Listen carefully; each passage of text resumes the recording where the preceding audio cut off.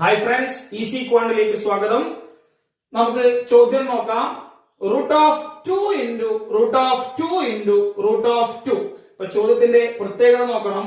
ഓരോ റൂട്ടിനുള്ളിലായിട്ടാണ് സംഖ്യകൾ വന്നുകൊണ്ടിരിക്കുന്നത്. അപ്പോ ഇത്തരത്തിലുള്ള ചോദ്യങ്ങൾ കൂടുതൽ മത്സര പരീക്ഷകൾക്ക് നമ്മൾ കാണാറുണ്ട്. ഇത് എങ്ങനെ എളുപ്പത്തിൽ സോൾവ് ചെയ്യും? ശ്രദ്ധിക്കുക. സ്ക്വയർ റൂട്ട് എന്ന് പറഞ്ഞു കഴിഞ്ഞാൽ നമുക്കറിയാം, സ്ക്വയർ റൂട്ടിന്റെ ഉള്ളിൽ ഇവിടെ 2 ഉണ്ടാവും അല്ലെ. അതുകൊണ്ടാണ് നമ്മൾ അതിനെ സ്ക്വയർ റൂട്ട് എന്ന് പറയുന്നത്. ഇപ്പൊ ക്യൂബ് റൂട്ട് ആണെങ്കിൽ നമ്മൾ ഇങ്ങനെയാണ് എഴുതാറുള്ളത്, അതിനുള്ളിൽ 3 ഉണ്ടാവും അല്ലെ. അപ്പൊ ഈ സ്ക്വയർ റൂട്ടിനുള്ളിൽ 2 ഉണ്ടാവും. നമ്മൾ ആദ്യം ചെയ്യുന്നത് ഇതിന്റെ ഉള്ളിലുള്ള സംഖ്യ ഉത്തരം എഴുതാൻ വേണ്ടിയിട്ട് ഇതിന്റെ ഉള്ളിലുള്ള സംഖ്യ എന്താണോ അത് എഴുതി വെച്ചു. എന്നിട്ട് നമ്മൾ പവർ ആണ് കണ്ടുപിടിക്കേണ്ടത്, 2 പവർ ആണ് കണ്ടുപിടിക്കേണ്ടത്. അതിന് എത്ര സ്ക്വയർ റൂട്ട് ഉണ്ട് നോക്കുക. 1, 2, 3. ഓരോ സ്ക്വയർ റൂട്ടിന്റെ ഉള്ളിലും 2 ഉണ്ട്. അപ്പൊ നമ്മൾ ചെയ്യുന്നു 2 ഇൻറ്റു 2 ഇൻറ്റു 2. 2 2 4, 4 2 8 കിട്ടി. എന്നിട്ട് ഇതിന്റെ പവർ എഴുതുമ്പോൾ 8ൽ നിന്നും 1 കുറച്ചു, അത് അംശമായി എഴുതി 7 എഴുതി. ഈ 8 അതേപടി എഴുതി വെച്ചു. അപ്പൊ നമ്മുടെ ആൻസർ എന്ത് കിട്ടി? 2⁷ കിട്ടി. ഇതാ ഒരു ഉദാഹരണ ചോദ്യം കൂടി നോക്കാം.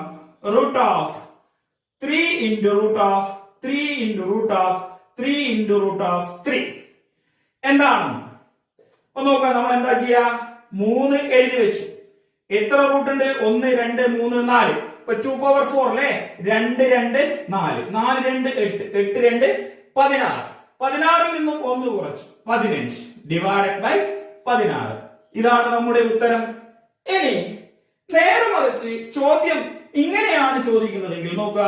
Square root of 2 into square root of 2 into square root of 2 into etcetera up to infinity, etcetera up to infinity. Infinity വരെ ചോദിക്കുന്നു എങ്കിൽ നമ്മൾ ആൻസർ എഴുതുമ്പോൾ ശ്രദ്ധിക്കുക.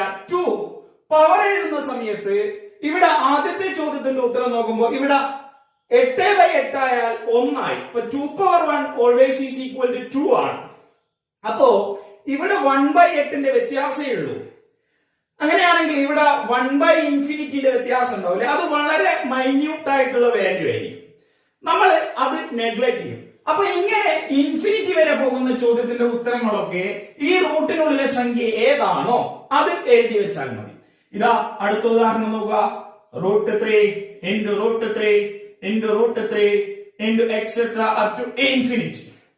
അങ്ങനെയാണെങ്കിൽ ഈ ചോദ്യത്തിന്റെ ഉത്തരം എന്തായിരിക്കും? 3 ആയിരിക്കും.